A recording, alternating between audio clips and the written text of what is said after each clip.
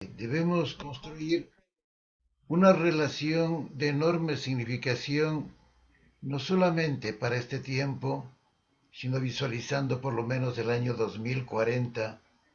Y por eso hablamos de políticas de Estado, políticas que superen el ámbito de un gobierno y consoliden a la educación dentro de conceptos claves como pertinencia, como inclusión, como calidad, como innovación permanente. Naturalmente, para tener éxito dentro de un sistema de educación superior, se requiere el financiamiento adecuado. Se requiere ese diálogo permanente entre la academia y el gobierno nacional, a través de la Secretaría Nacional de Ciencia y Tecnología, a través del Ministerio de Economía y Finanzas. Se requiere analizar en profundidad cómo se financia la educación superior. Y quiero hacer una pequeña precisión, si usted me lo permite, en la presentación se dijo de la Universidad Técnica Particular de Ambato. La Universidad Técnica de Ambato es una universidad pública que depende de los recursos del Estado y del autofinanciamiento que se genera a través de diferentes proyectos. Hablamos del Fondo Permanente de Desarrollo de Universidades y Escuelas Politécnicas. Ese fondo tiene que ser revisado en profundidad, porque básicamente usted señalaba las fuentes de donde se alimenta, pero hay otros rubros que no están siendo consideradas desde el inicio de la aplicación de la fórmula, y es básicamente lo que se refiere a ingresos por regalías a nivel de minería. Es un rubro que hay que examinarlo. Por otra parte, los requerimientos del país hacen que cada vez se creen más universidades, y es importante señalar cuál va a ser la fuente de financiamiento de estas nuevas universidades. Porque si tenemos un monto determinado e ingresan más instituciones, obviamente va a haber un recorte en todo el sistema. Y no se trata de eso, sino de potenciar y darle el valor de privilegio que tiene la educación superior.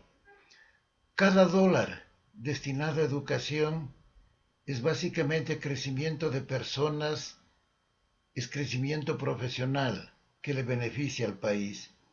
Cada dólar significa trabajar con mayor pertinencia, con mayor inclusión, con mayor calidad, atendiendo a la diversidad que tiene nuestro país.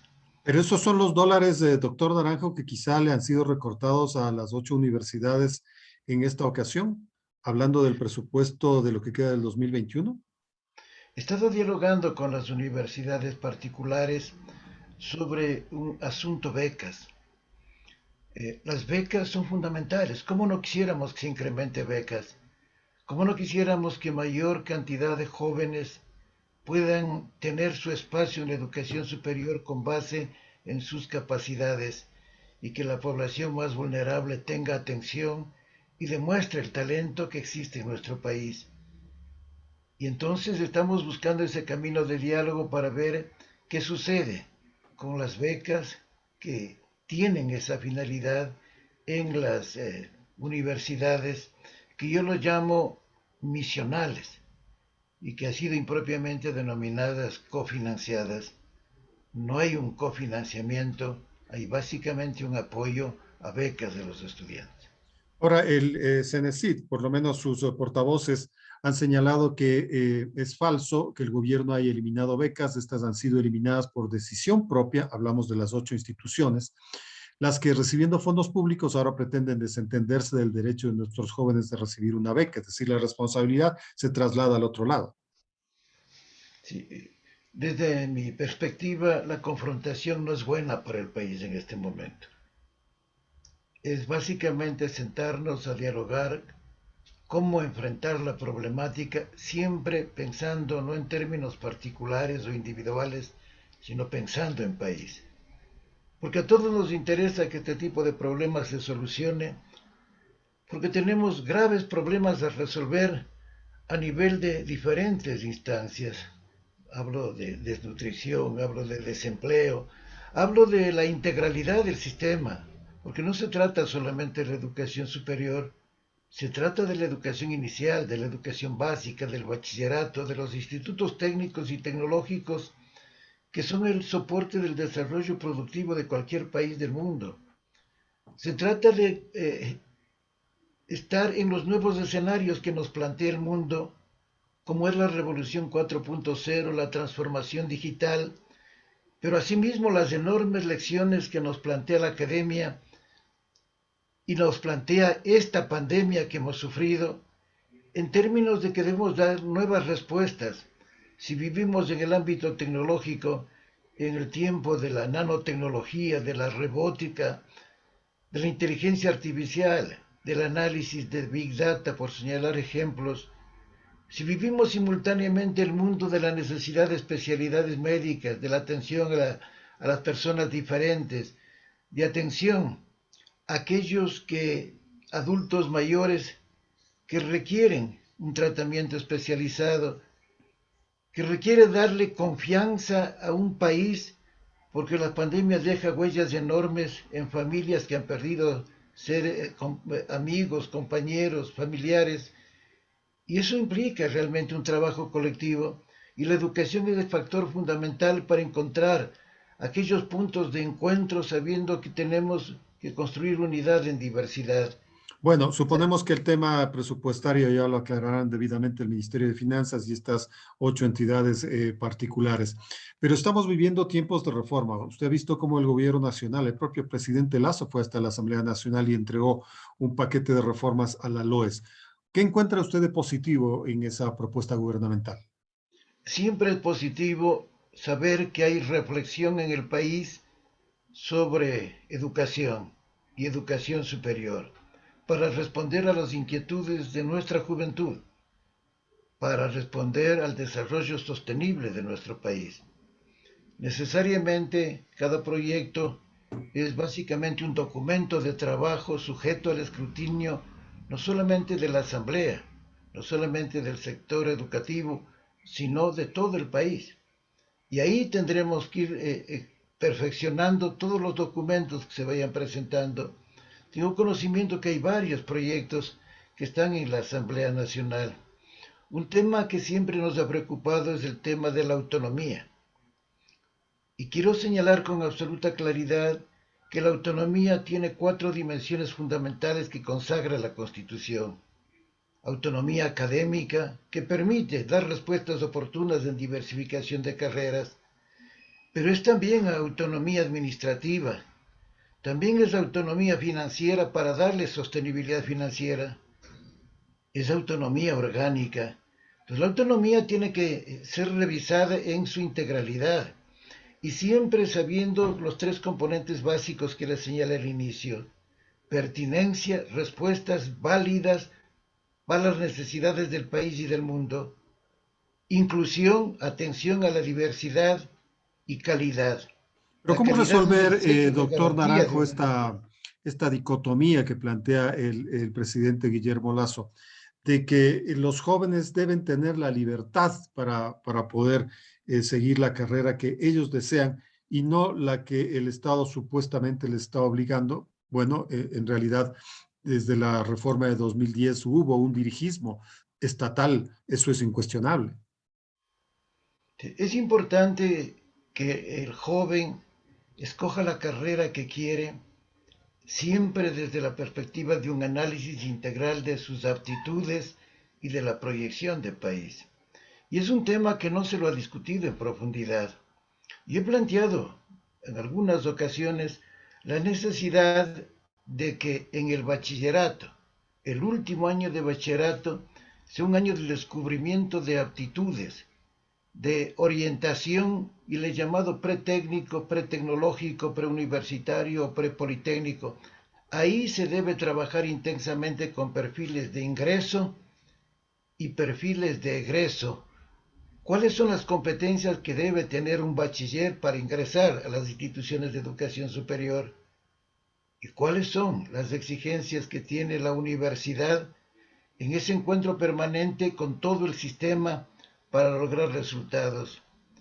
Eso es un diálogo que no se está produciendo, no se está concibiendo al sistema de educación de manera integral, y lo estamos nosotros planteando inclusive que las universidades podamos apoyar todo ese proceso, acompañado de una sólida orientación vocacional, para que los jóvenes tengan éxito, para que seleccionen realmente la carrera en donde van a ser líderes, no cualquier carrera. Y ahí hay varias situaciones, varias cosas que tenemos que tomar en cuenta. A veces el padre le dije, sigue esta carrera. Y muchos jóvenes quieren darle gusto a su padre, porque le orientó y a lo mejor dice, tú tienes que ser médico porque yo soy médico. Y se encuentra que él tiene unas aptitudes completamente diferentes. Y hemos encontrado casos dolorosos en que le entregan el título a su padre y le dicen, ahora sí voy a dedicarme a aquello que quería. A veces son las presiones sociales que dicen, ve, esta carrera tiene éxito, esta carrera produce dinero, y el joven es inducido a elegir algo que no es Que no le parte de su gusta. personalidad, que no le gusta y Claro. que en otro espacio lograría. Entonces, no es un análisis simple, es un análisis muy complejo que tenemos que afrontarlo como sistema. Doctor Naranjo, quisiera su opinión sobre uno de los aspectos que se está planteando en la Asamblea Nacional, no digo en el proyecto de Guillermo Lasso, pero se está hablando de la oportunidad para reivindicar aquellas universidades que fueron cerradas en la reforma de 2010, algunas signadas con el remoquete de universidades de garaje. ¿Qué piensa usted de la restitución de la personería a estas entidades? Mi pensamiento es, la universidad es de calidad. La universidad jamás puede ser mediocre. Si se cerraron universidades por falta de calidad, están bien cerradas. Porque nosotros tenemos que responderle a la sociedad siempre en los mejores términos, en términos de excelencia. Nos falta muchísimo para dar las respuestas que el país y el mundo necesitan. Entonces, no repitamos historias que ya fueron definitivamente zanjadas en el país. Si una universidad no es de calidad, no tiene por qué estar en el escenario de nuestro país. No estoy de acuerdo con reabrir universidades cerradas. ¿Y a qué se debe esta segunda oportunidad que algunos legisladores le quieren dar a estos centros? No tengo idea. No tengo idea desde mi perspectiva. Cuando se hizo la evaluación y acreditación de universidades, se verificó estándares de investigación, de vinculación con la sociedad, de producción científica y tecnológica, de espacios y escenarios adecuados para aprendizajes en términos de calidad. Y si se lo cerró, estaba claramente definido es por falta de calidad. Si no hay calidad, no hay educación. Y ahí tenemos que poner mucho énfasis. O sea, si hay un subdesarrollo o hay países a los que nos denominan subdesarrollados, cuando tenemos un talento extraordinario, es porque no sabemos realmente establecer y con absoluta claridad que tenemos que ser instituciones educativas de calidad en cualquier escenario, porque nuestros estudiantes han demostrado su capacidad investigativa, su capacidad de liderazgo en cualquier país del mundo. Pues hay que darles esta oportunidad e impulsarles a que demuestren todo el talento que hay en el Ecuador.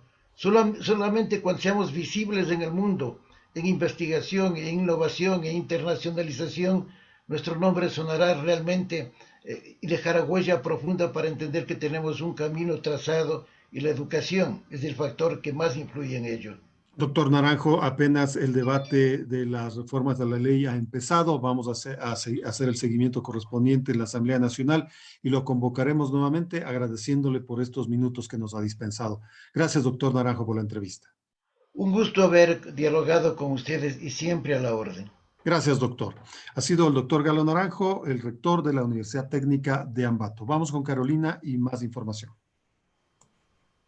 Gracias, Edgar. Son las 8 de la mañana con 29 minutos. Pasamos ya de ámbito y nos referimos al ámbito local. Jorge Yunda propone que la tarifa del metro de Quito sea de $0. Así lo ha destacado la prensa nacional y sobre todo la que circula en la ciudad de Quito. Jorge Yunda sorprendió al Consejo Metropolitano con una propuesta súbita: establecer la tarifa del metro de Quito en $0. La idea fue planteada verbalmente durante la sesión 167 del cuerpo edilicio que se reunió este 24 de agosto. Propongo al distrito que tal si le damos un alivio económico al pueblo de Quito y declaramos al metro con tarifa $0 y lo subvencionamos y lo subsidiamos, manifestó Yunda, mientras respondía a las críticas de varios ediles que le hicieron sobre temas de su administración. Describió también que el mecanismo sería por medio de un subsidio cruzado de quienes pueden pagar más para beneficiar a quienes no tienen los recursos suficientes para pagar la tarifa del metro. Edgar.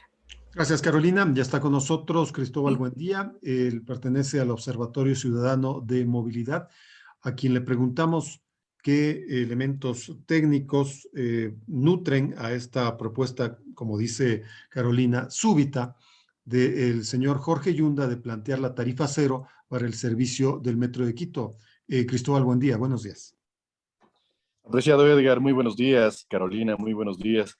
A quienes nos ven y nos escuchan, buenos días, esperando que se encuentren muy bien.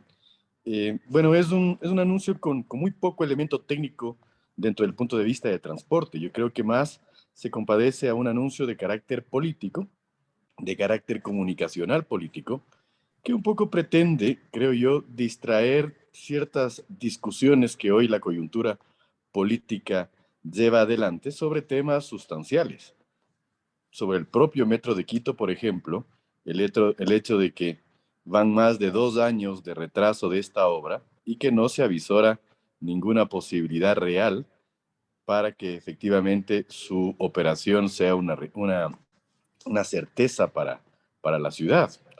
Adicionalmente, esto se da en una lógica de fuego cruzado frente a un grupo de asambleístas, o perdón, concejales, ya no sé la diferencia, la verdad, en el que se hacen algunas apreciaciones, por ejemplo, frente al concurso público de rutas y frecuencias, que como el metro se ha retrasado, que también se retrase nomás la implementación del sistema integrado de transporte, cuando este es el que mayor impacto tiene, puesto que atiende casi al 90% de la demanda de transporte público en la ciudad. Entonces, Bueno, pensar en una tarifa cero, es decir, una gratuidad del sistema metro, nos deja algunas interrogantes. ¿Cómo se va a repagar los créditos cuantiosos, caros que se tienen, que adeuda el municipio a entidades multilaterales? ¿Cómo se van a hacer esos pagos? Pues porque no sé si ellos estén cruzados de brazos, están tranquilos al observar al alcalde que plantea que el metro sea gratuito.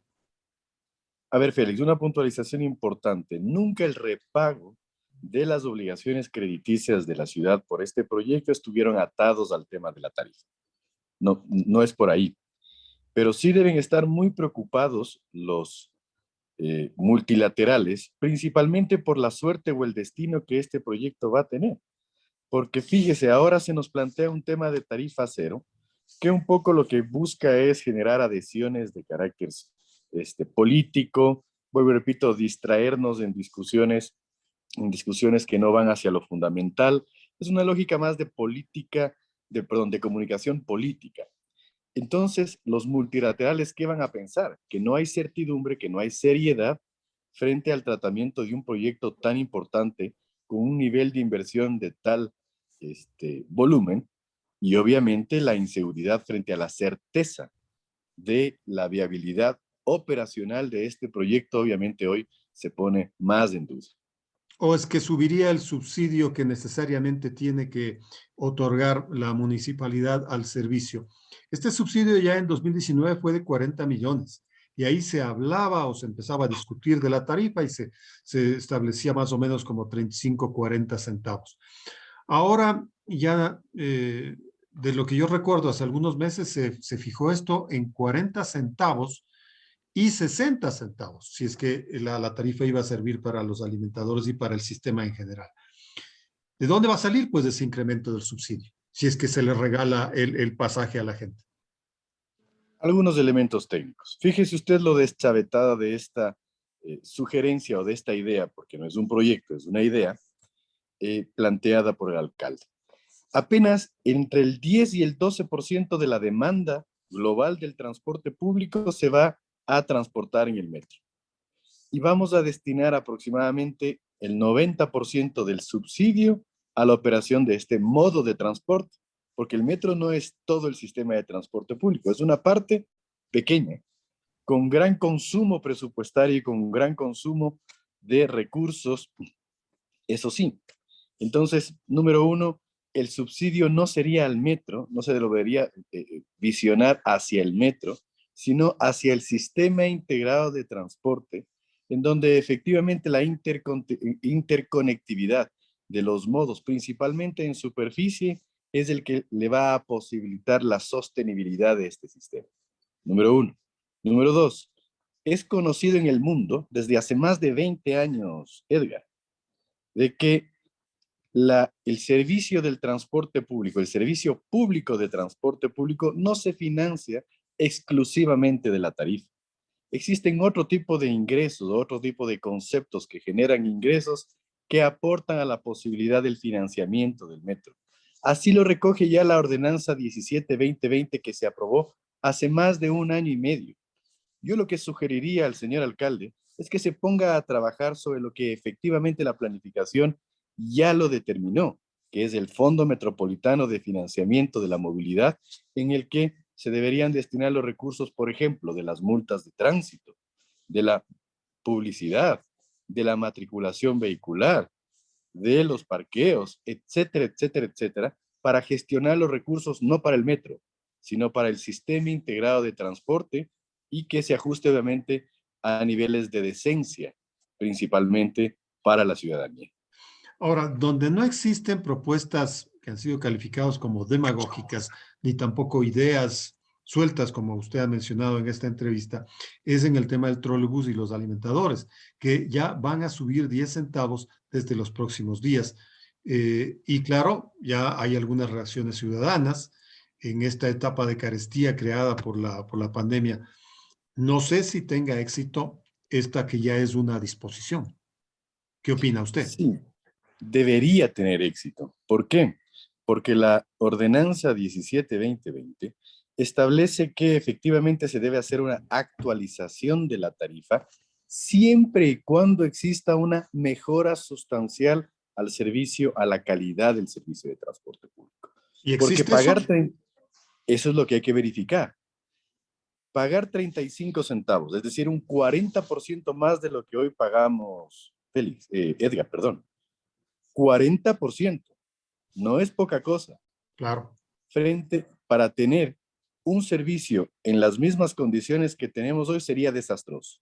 Por eso es que nosotros hemos conformado, Edgar, una veeduría y vamos a comprobar y a verificar que efectivamente eso se haya cumplido conforme lo determina la norma ahora.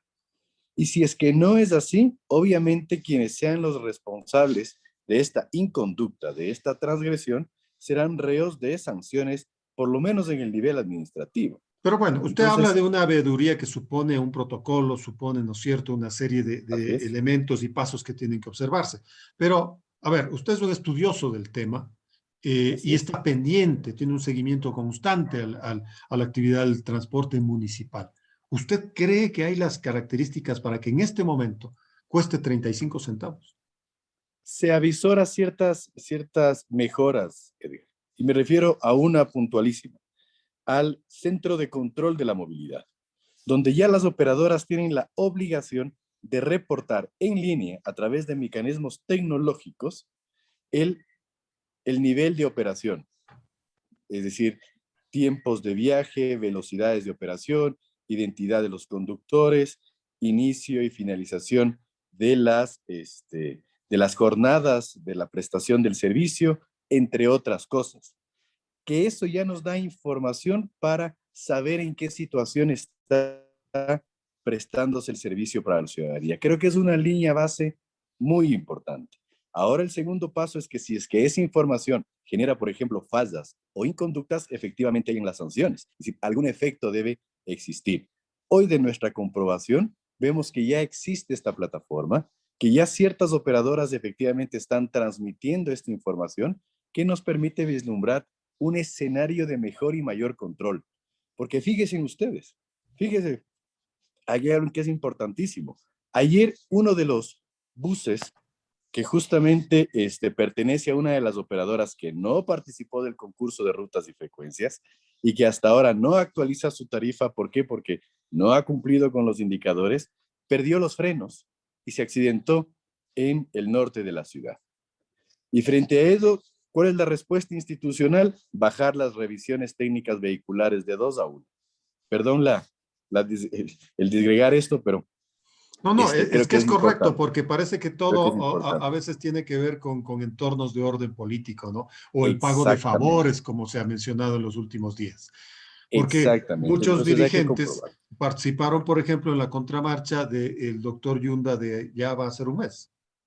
Lamentable. Lamentable que un proceso tan, tan sensible como el tema de la mejora del servicio de transporte público hoy se vea involucrado o siquiera salpicado con estos temas de orden político tan bochornosos que hoy la ciudad atraviesa. Con concejales, por ejemplo, que también hay que señalarlo, Edgar, que defienden el sistema, la forma en la que el sistema de transporte público hoy se presta en la ciudad, en la que se dice, por ejemplo, que los pobres transportistas no deberían concursar para hacerse adjudicatarios de rutas y frecuencias, de que pobrecitos, de que hay que defender el derecho al trabajo de estas personas. ¿Y dónde está el derecho, por ejemplo, de las personas que hace 1 o 2 semanas vieron el espectáculo de 2 conductores dándose de trompones en la vía pública?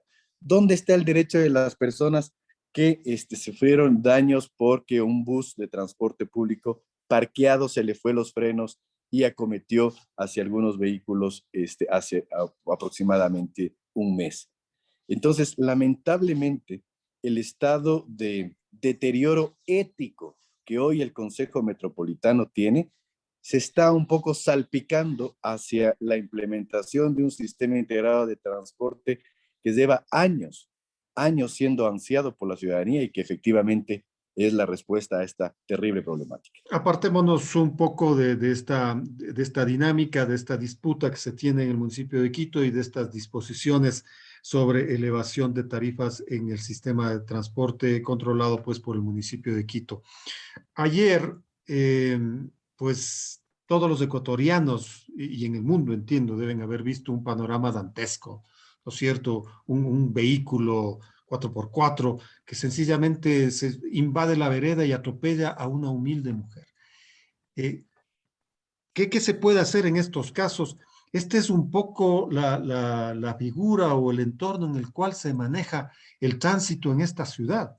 O sea, ¿qué conclusiones le permiten a usted ver esto que es tan indignante, ¿no? Porque además, también esto fue observado, el individuo que andaba en este vehículo huyó y dejó a la pobre mujer ahí en la calzada. Esto es no una causa, sino un efecto, Edgar, frente a mensajes de la institucionalidad pública tan equivocados como, por ejemplo, que hoy pasarse un semáforo en rojo o conducir con el celular en la mano, que es la primera causa de accidentes de tránsito, ya no es sujeto de sanciones, por ejemplo, con la disminución de puntos. Con temas como, por ejemplo, que el gremio del transporte hace algo de presión y se disminuye las revisiones técnicas vehiculares de 2 a 1, donde no importa por qué se haya perdido los 30 puntos, se haya asesinado a una persona, o se haya causado lesiones a una persona, como el lamentable suceso que usted refiere, o se haya parqueado 10 veces mal, no importa si es que esa fue la razón por la pérdida de esos puntos, con un cursillo de 2 semanas, otorgado por los propios sindicatos de choferes, usted está ya nuevamente conduciendo en las calles. Este es el resultado, la desidia, la efectiva falta de apropiación sobre las conductas éticas en la convivencia ciudadana. Esta es la respuesta. Estos son los resultados. Que el señor Gavilanes, por ejemplo, que fue quien presidió la comisión especial que aprobó estas reformas a la ley de tránsito, debería estar retorcido en su conciencia. ¿Frente a qué? Porque estos son los resultados. Desidia social frente a estos hechos humanos lamentables. Entonces, esa es la reflexión que yo me permito plantear y que los responsables, vuelvo y repito, se hagan cargo. Y que le agradezco por esas reflexiones. Vamos a ver en qué termina estos incrementos y los otros elementos que tienen que ver con la municipalidad para seguir charlando. Cristóbal, muchas gracias por estos minutos. Siempre un gusto, Edgar. A sus órdenes. Buen día a todos. Que tenga un buen día. Vamos a cambiar de tema, vamos a la política. Hemos hecho un seguimiento de lo que ocurre en la Asamblea Nacional en estos 100 días, particularmente en estos últimos días donde la segunda vicepresidenta de la Asamblea Nacional, Bella Jiménez, tiene una serie de acusaciones. Ayer finalmente el CAL aprobó que 2 de esas acusaciones pasen al Comité de Ética. Para examinar este tema está con nosotros la catedrática de la Universidad Andina, Saudia Leboyer. Saudia, buenos días.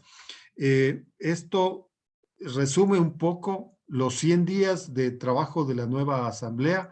¿Está pareciéndose más al anterior periodo parlamentario? Saudia, ¿cómo estás? Buenos días. Hola, Edgar, buenos días con todos. Bueno, sí es un poco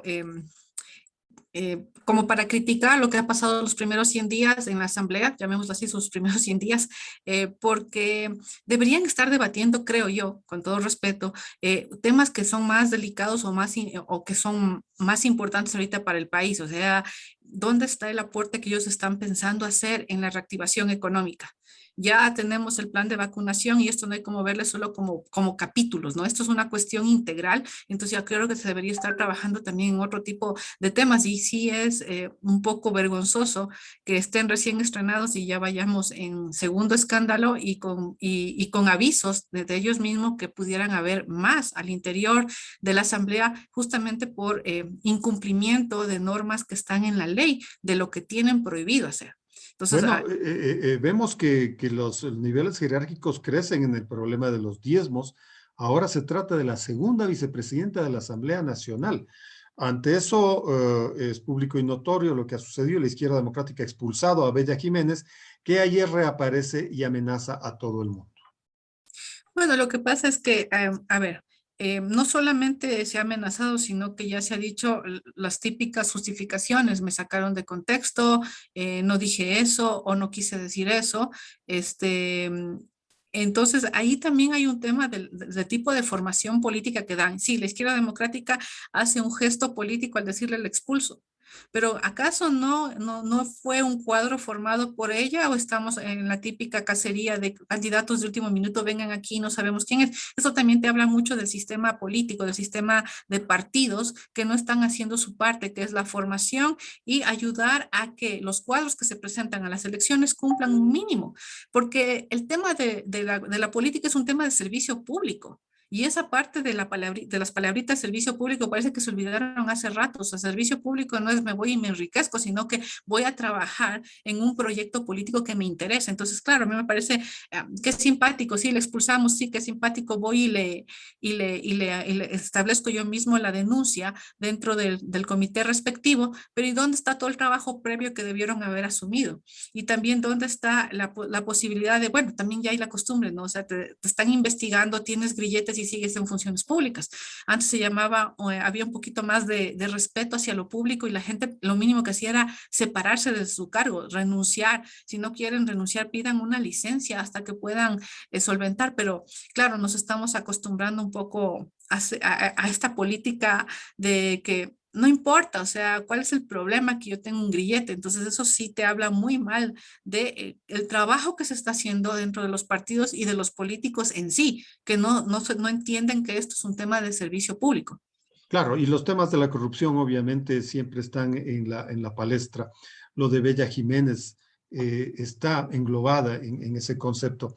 Pero también lo de la asambleísta Cerda, que el CAL se pronuncia en las últimas horas y le da 8 días de suspensión sin sueldo cuando la arenga que ella dijo que fue mal interpretada, tergiversada por los medios de comunicación, era una arenga a la corrupción. No nos olvidemos, es que no podemos olvidarnos. Sí, roben, roben bien. Ahí está un poco lo que te decía hace un momento, pero también viene el espíritu de cuerpo mal entendido. O sea, esto es como que estuvieras en un colegio, hicieron una travesura, todos somos culpables, o sabes qué, disculpémosle No, o sea, aquí hay un tema que si se quiere establecer códigos de conducta adecuados, se tienen que tomar sanciones desde el principio.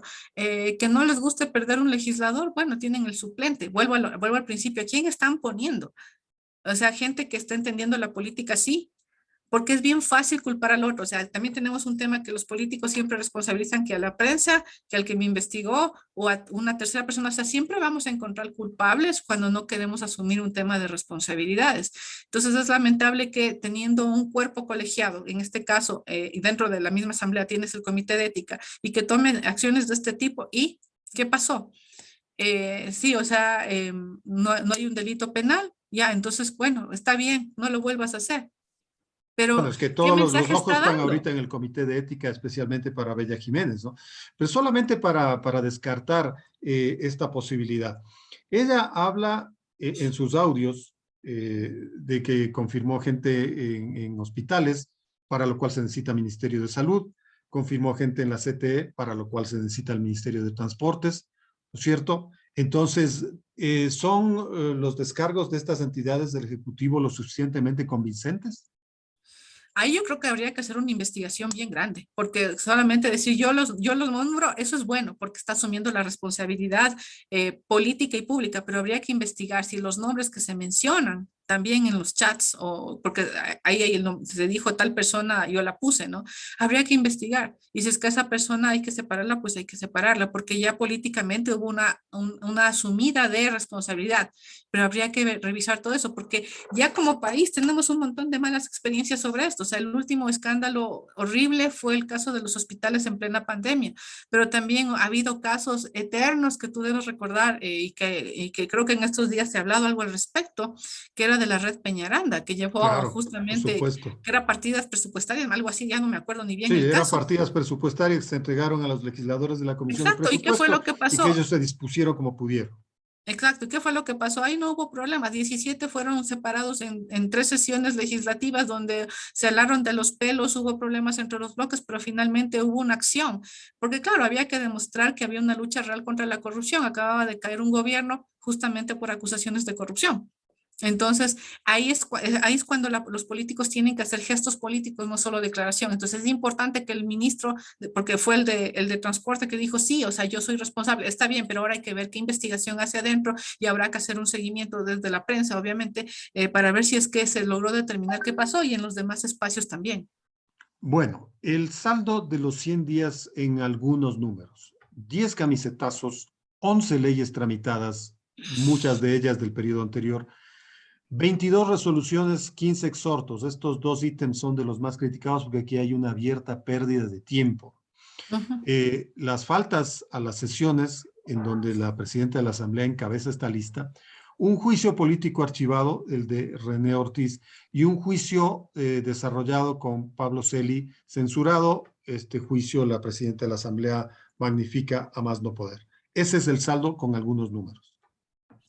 A ver, es un saldo que te deja mucho, mucho que desear. Y más que nada lo que te muestra es que no hay este sentido de ponerte el país a las espaldas, ¿no? O sea, toda la gente que fue a la elección de este año, lo que sabía es que venía un año bien complicado, no solo por el problema económico que arrastrábamos, sino porque estábamos saliendo, perdón, estamos todavía en medio de una pandemia feroz que lo que ha dejado es un montón de gente desempleada, muertos, el país con problemas económicos, me refiero a presupuestarios bastante serios. Entonces, si tú miras eso, tú dices, bueno, ¿y cuál es el plan?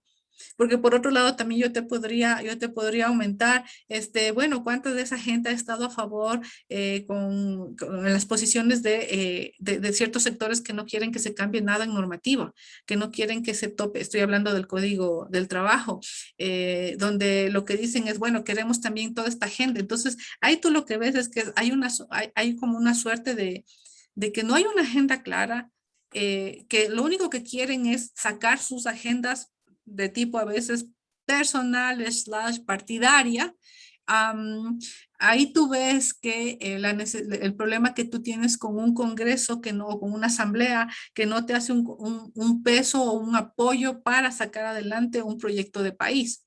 Entonces, aquí como yo algunas veces he dicho, no se trata de apoyar a un gobierno, se trata de apoyar al país. ¿Y qué necesita ahorita el país? El país lo que necesita es reactivarse para que dejemos de ver tanta gente en las calles vendiendo cosas, ganando $1 o $2 para mantener familias enteras. O sea, eso es no tener conciencia. Y después públicamente me lleno la boca diciendo que los pobres, que los necesitados, o sea, son los sinsentidos que no hay. Acaban de ayer de transparentar los datos que son para bonos, son 5,000 y pico de millones de dólares. Así ¿Qué es. están haciendo ellos como asambleístas para ver cómo bajamos eso? Porque tener unos bonos tan altos, me refiero a los bonos de desarrollo humano, lo único que significa es que como Estado, como país, hemos fallado, porque esos bonos se pensaron para que sean transitorios y cada vez son más largos, más gente. ¿Qué es lo que te dice eso? Que el país no está haciendo las cosas que debe hacer para que esa gente deje de recibir esos bonos, porque regalar plata no es correcto. Eran bonos para que ellos puedan iniciar, pero ahora se han convertido como una suerte de que también hay gente que se acomoda. Y eso sí es grave. Entonces yo creo que ahí hay mucho que hacer. Entonces lo que cuando tú me dices y el salto de la asamblea, yo te devuelvo con este montón de preguntas, ¿no? O sea, miren, tenemos esta realidad. ¿Cuáles las respuestas que ustedes dan? Ustedes fueron electos o se presentaron para postularse en los cargos de elección popular porque supuestamente tenían respuestas a esto y sabían que si no ganaban el gobierno iban a tener que dar una viabilidad para solucionar, pero parece que entramos en una posición de que como, bueno, no ganó el presidente que yo quería, quedémonos a un lado. Y es como que es problema del que está ahí. Y no, no es así. La política es el arte de justamente ir encontrando consensos para construir un país, no porque sea el gobierno A o B. El tema es cómo sacamos adelante. Bueno, lo que se vislumbra ya es el enfrentamiento o el clinch en términos Sí, boxísticos con el Ejecutivo, cuando así es. ya va a venir el proyecto de Código de Trabajo y, por ejemplo, en el tratamiento de esta proforma de lo que resta del año 2021, donde ya hay algunas voces disonantes de parte de Pachacutic. Pero para finalizar, Saudia, lo que tú más bien podrías observar en estas últimas semanas no es una conjunción de Pachacuti con el partido de gobierno, con Creo, sino más bien cómo se va lentamente, gradualmente amalgamando Pachacuti con UNES, con el correísmo. Ujú. Sí, lo que pasa es que verás, o sea, yo siempre digo una cosa que mucha gente dice, ah, no, porque los indígenas también fueron perseguidos. Sí, sí fueron perseguidos, pero recordemos que el origen de Alianza País, ¿quiénes estuvieron en el origen de Alianza País? También estuvo de alguna manera la CONAIE y tienen una base, si quieren, media política o media, yo diría política donde comparten más cosas, más cosas. Entonces, claro, obviamente se sabía que todo lo que ocurrió fue meramente, para la elección de las autoridades del Congreso me refiero, fue meramente coyuntural. Entonces, obviamente se hizo algo, pero no se ha construido una agenda porque hay posiciones que ya son ideológicas y cerradas. Por eso es que ¿dónde está tanto amor al país? Vamos a ver cómo se resuelven estas cosas en los próximos días y semanas. Gracias por tu ayuda, Saudia. Gracias por esos juicios de valor. A ti, gracias, hasta luego. Que estés bien, Saudia. Ha sido Saudia Leboyer, catedrática de la Universidad Andina Simón Bolívar, con quien finalizamos esta emisión de Impacto Informativo. Dios mediante, nos veremos el día de mañana. Que tengan una excelente jornada. Buenos días.